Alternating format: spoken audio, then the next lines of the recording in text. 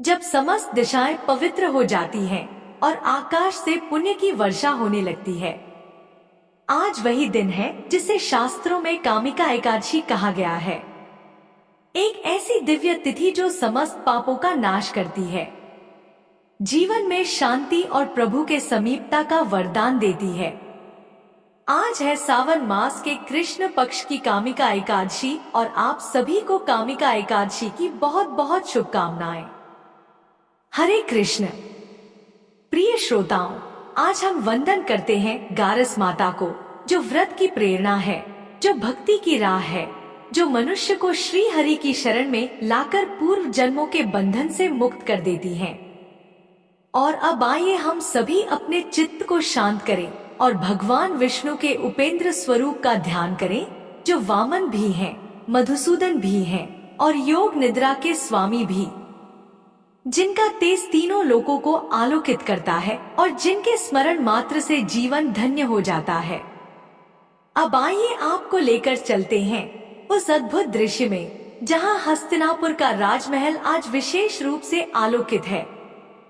महाराज युधिष्ठिर अपने राज सिंहासन पर बैठकर ध्यान मग्न हैं।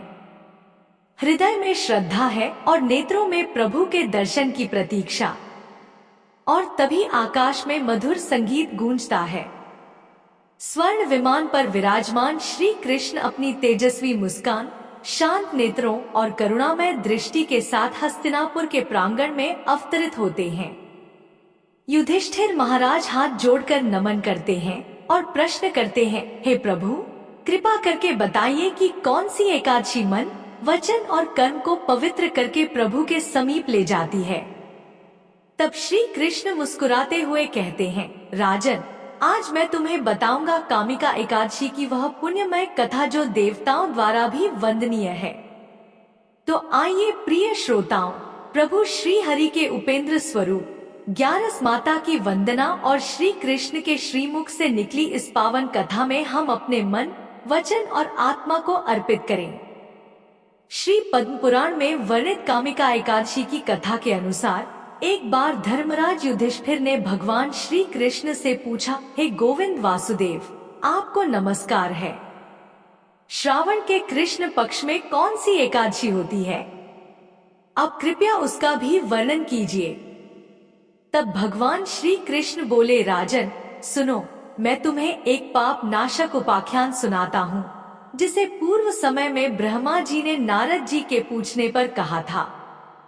नारद जी ने प्रश्न किया, भगवान कमलासन, मैं आपसे यह सुनना चाहता हूँ कि श्रावण के कृष्ण पक्ष में जो एकादशी होती है उसका क्या नाम है, उसके कौन से देवता हैं और उससे कौन सा पुण्य मिलता है? प्रभु, यह सब बताइए। तब ब्रह्मा जी ने कहा, नारद सुनो, मैं संपूर्ण लोकों के हित की इच्छा से तुम्हारे प्रश्न का उत्तर दे रहा हूँ। श्रावण मास में जो कृष्ण पक्ष की एकादशी होती है उसका नाम कामिका है। उसके स्मरण मात्र से वाजपेय यज्ञ का फल मिलता है। उस दिन श्रीधर, हरि, विष्णु, माधव और मधुसूदन आदि नामों से भगवान का पूजन करना चाहिए। भगवान श्री कृष्ण के पूजन से जो फल मिलता है वह गंगा, काशी, नैमिषारण्य तथा पुष्कर क्षेत्र में भी सुलभ नहीं है। सिंह राशि के बृहस्पति होने पर तथा व्यतिपात और दंड योग में गोदावरी स्नान करने से जिस फल की प्राप्ति होती है वही फल भगवान श्री कृष्ण के पूजन से भी मिलता है। जो समुद्र और वन सहित समूची पृथ्वी का दान करता है और जो कामिका एकादशी का व्रत करता है, वे दोनों समान फल के भागी माने गए हैं।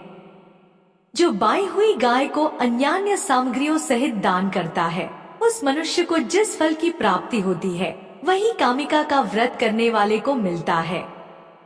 जो नरश्रेष्ठ श्रावण मास में भगवान श्रीधर का पूजन करता है, उसके द्वारा गंधर्वों और नागों सहित संपूर्ण देवताओं की पूजा हो जाती है।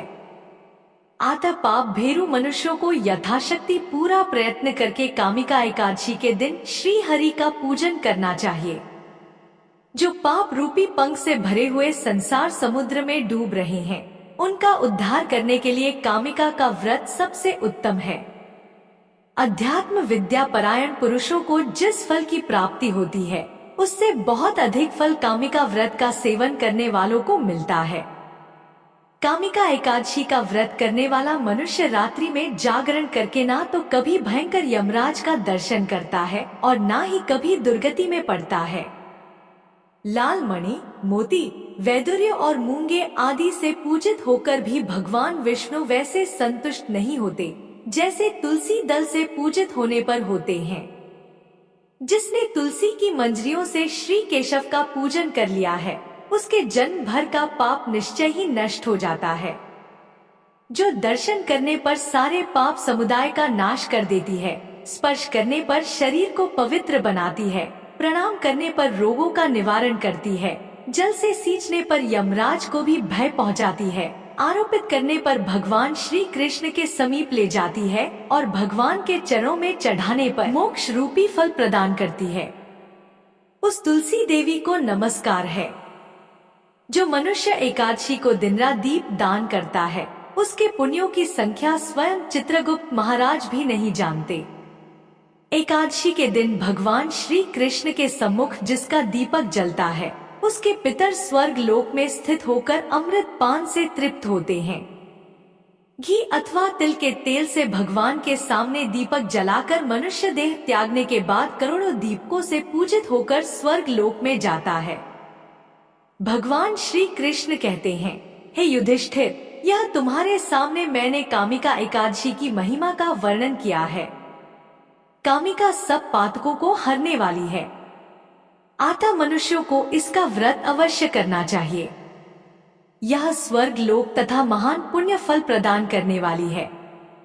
जो मनुष्य श्रद्धा के साथ इसका महात्म्य श्रवण करता है वह सब पापों से मुक्त होकर श्री विष्णु लोक में जाता है। अब सुनिए कामिका एकादशी की एक और कथा। धार्मिक ग्रंथों के अनुसार कालांतर में किसी गांव में एक बहुत ही बलशाली क्षत्रिय रहा करता था। उसे अपने बल पर बहुत गर्व था। हालांकि वह धर्म परायण था। नित्य प्रतिदिन जगत के पालनहार श्री विष्णु की पूजा उपासना करता था। एक दिन वह विशेष कार्य हेतु कहीं जा रहा था। रास्ते में उसकी भिड़ंत एक ब्राह्मण से हो गई। उस समय वह क्रोध में आ गया। ब्राह्मण व्यक्ति उसे कुछ समझाता उससे पहले ही वह ब्राह्मण से हाथापाई करने लगा।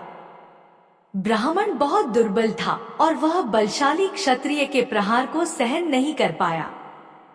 इसके चलते तुरंत ही ब्राह्मण की मृत्यु हो गई। यह देखकर बलशाली क्षत्रिय सकते में आ गया।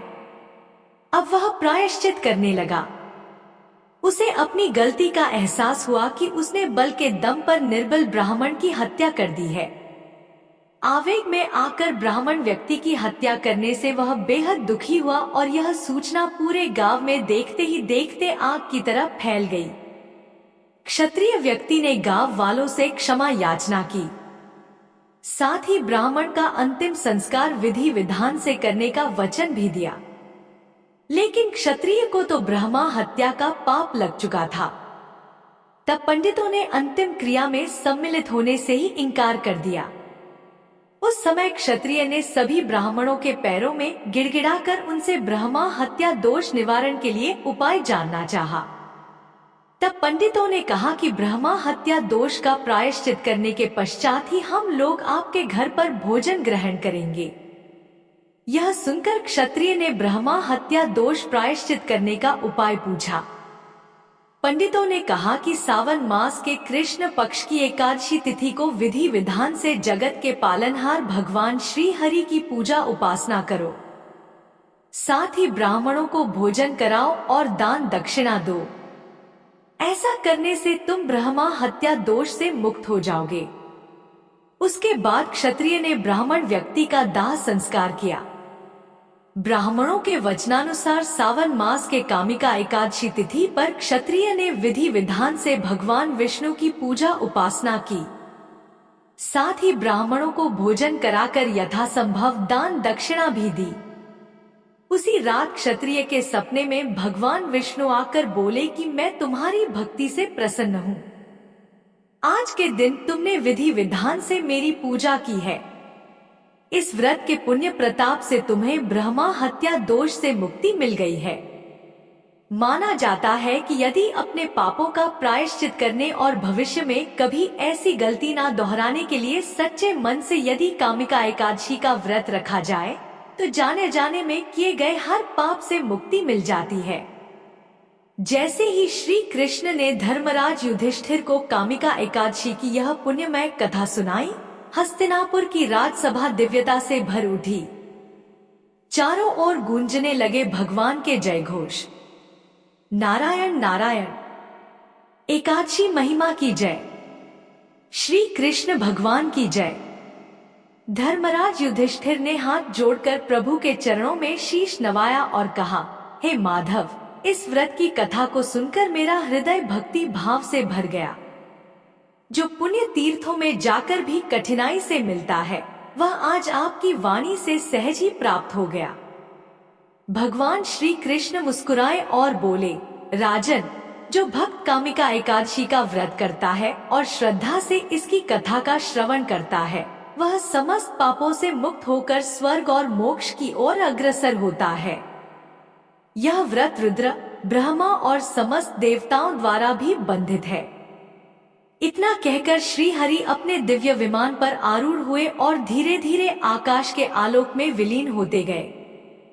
वातावरण में दिव्य संगीत गूंजने लगा और हस्तिनापुर की सभा में उपस्थित सभी ने मन ही मन भगवान का स्मरण करते हुए कामिका एकादशी व्रत का संकल्प लिया।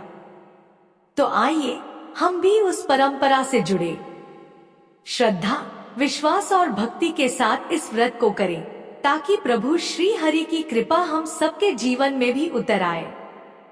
कामिका एकादशी श्रावण मास के कृष्ण पक्ष की 11 तिथि यानी 11वें दिन पड़ती है और यह व्रत भगवान विष्णु के उपेंद्र स्वरूप को समर्पित है।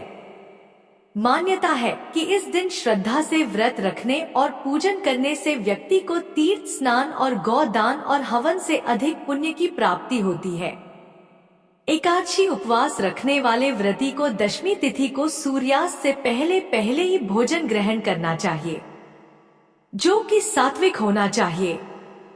भोजन में लहसुन, प्याज, मांस, मदिरा, अंडा, मसूर की दाल या बैंगन आदि पूर्णतः वर्जित माने जाते हैं। रात्रि को ब्रह्मचर्य का पालन करें। मानसिक शुद्धि और संयम रखें। एकादशी के दिन प्रातः काल ब्रह्मा मुहूर्त में उठकर स्नान करें और शुद्ध वस्त्र धारण करें। व्रत का संकल्प लें। भगवान विष्णु का ध्यान करते हुए यह संकल्प करें कि मैं आज कामिका एकादशी का व्रत श्रद्धा पूर्वक रखूंगी और विधि पूर्वक पूजन करूंगी। हे प्रभु, कृपया मेरी व्रत पालन की इच्छा को स्वीकार करें। फिर पूजा स्थान को गंगाजल से शुद्ध करें। एक साफ चौकी पर पीला या सफेद वस्त्र बिछाएं। भगवान की प्रतिमा या तस्वीर की स्थापना करें। अब भगवान को पीले वस्त्र, तुलसी दल, पुष्प, धूप, दीप, नैवेद्य, फल आदि अर्पित करें। भगवान विष्णु का ध्यान करें। भगवान विष्णु के ध्यान का मंत्र है ओम श्री विष्णवे नमः, ओम नारायणाय नमः। और इसके अलावा हरे कृष्ण महामंत्र का जप कर सकते हैं। सबसे बाद में कथा का श्रवण करें। फिर कपूर जलाकर आरती उतारें। तुलसी माता की भी आरती करें और सबसे अंत में भगवान को लगाए गए भोग को प्रसाद रूप में सभी लोगों में बांटें। फिर दिन भर उपवास रखें। अगर आप निर्जल उपवास नहीं रखते हैं तो फलाहार करें। क्रोध, झूठ, छल, निंदा, तामसिक भोजन आदि से दूर रहें। दिन भर ओम नमो भगवते वासुदेवाय का जाप करें। रात्रि को जागरण करना उत्तम माना गया है। द्वादशी तिथि में सूर्योदय के बाद व्रत का पालना करें। किसी ब्राह्मण अथवा जरूरतमंद को भोजन, वस्त्र, दक्षिणा दान करें। भगवान विष्णु की स्तुति करते हुए भगवान को सात्विक भोजन का, जिसमें तुलसी दल रखा हो, भोग अर्पित करें और सबसे अंत में क्षमा याचना करें। हे श्री हरि, यदि मुझसे व्रत में कोई त्रुटि शारीरिक, मानसिक या वाणी द्वारा हो गई हो तो कृपया क्षमा करें। हे प्रभु, मैं आपकी शरण में आई हूँ, मुझे शुद्ध भक्ति भाव प्रदान करें। फिर तुलसी माता में जल अर्पित करते हुए धूप दीप जलाकर क्षमा याचना करें। हे तुलसी माता, यदि आपकी पूजा में कोई त्रुटि हुई हो तो हे मां, अपनी भक्त समझकर उसे क्षमा करें। आपका स्मरण ही मेरी रक्षा है। इस प्रकार से कामिका एकादशी की पूजा करनी चाहिए। एकादशी व्रत के दिन चावल या चावल से बनी चीजों का त्याग करना चाहिए। यह थी आज की वीडियो। उम्मीद है आपको पसंद आई होगी। तो आपके अपने चैनल भक्ति ज्ञान को सब्सक्राइब जरूर करें।